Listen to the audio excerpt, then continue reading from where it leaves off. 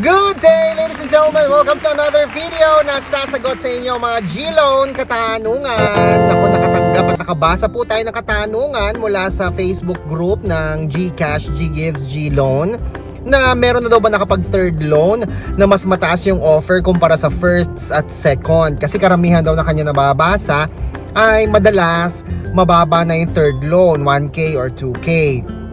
Well, ako po ang isang saksing buhay. Saksing buhay talaga, no? Yung first loan ko po ay 7,000. Nasundan po ito kagad ng 15,000. Noong natapos ko yung term, hindi po ako nag-advance full payment.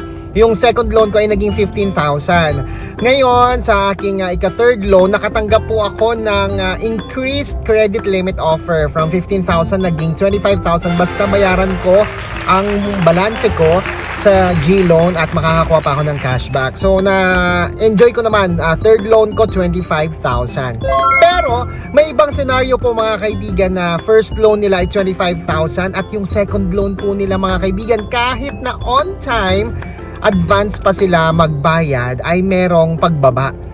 Kagaya na lamang nung kay Mommy Mitch, dahil yung kanyang first loan ay 25,000 at nung na-fully settle niya yan, ay nagkaroon na lamang siya ng 15,000 pesos na eligibility sa kanyang G-Loan reloan.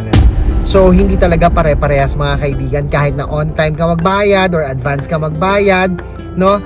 Malamang talaga, depende pa rin yan sa system generation itong si GCash, no? Dahil laging sinasabi, may kinalaman po dito ang G-score. Bago ka siguro matapos ng iyong term loan sa G-Loan, siguro 1 month or 2 months before na matapos ang iyong term loan or G-Loan, panatilihin mong mataas ang iyong G-score. Siguro mag-iwan ka ng 3 to 5,000 na average daily balance sa iyong wallet.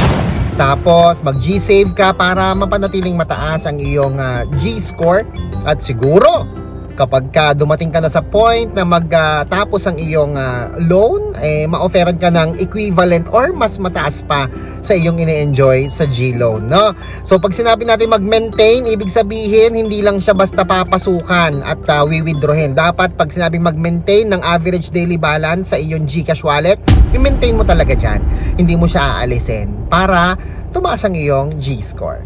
Ako po si Chico. Enjoy the rest of the day and God bless po.